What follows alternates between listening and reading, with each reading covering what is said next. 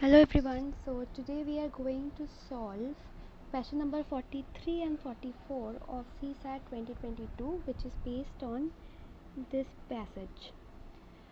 So it says the demographic dividend, which has begun in India and is expected to last another few decades, is a great window of opportunity. So it's a great window of opportunity.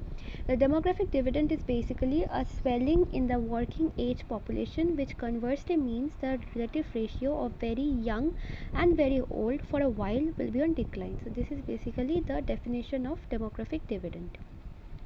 From the experience of Ireland and China, we know that this can be the source of energy and the engine of economic growth.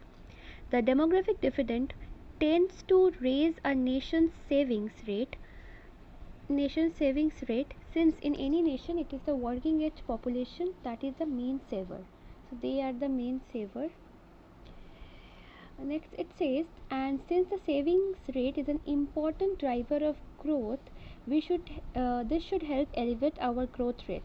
However, the benefits of demographic dividend depend on the quality. So it depends on the quality of the working age population, and this implies bringing back the importance of education, acquisition of skills and human capital. So without education, acquisition of skills and human capital, we will not be able to reap the demographic dividend that is mentioned. So let's solve the first question. It says, which of the following would invariably happen in a country when the demographic dividend has begun to operate? So when the demographic dividend has begun to operate, which will happen invariably, like by default? So it says the number of illiterate people will decrease. No, it cannot happen invariably, because if we don't give education, then this will not happen. Okay. Next it says the ratio of very old and very young will decrease for a while. Yes, that's the definition of demographic dividend we have seen here. So this is correct. Population growth rate will quickly stabilize. How? There is no mention, and this is the correct answer. And another one way is, if you eliminate option 1, you can easily get the answer. So this is done. Next, can see question 44. So it says, with reference to the passage, which of the following inferences can be drawn? Like, what are the conclusions that we can draw?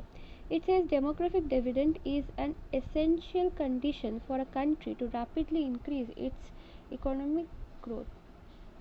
Not necessarily that demographic dividend is that. It's the opposite statement is, without demographic dividend, we cannot progress, or we cannot make the economic growth rate, we cannot increase the economic growth rate rapidly. So this is not correct. Without that also we can do that.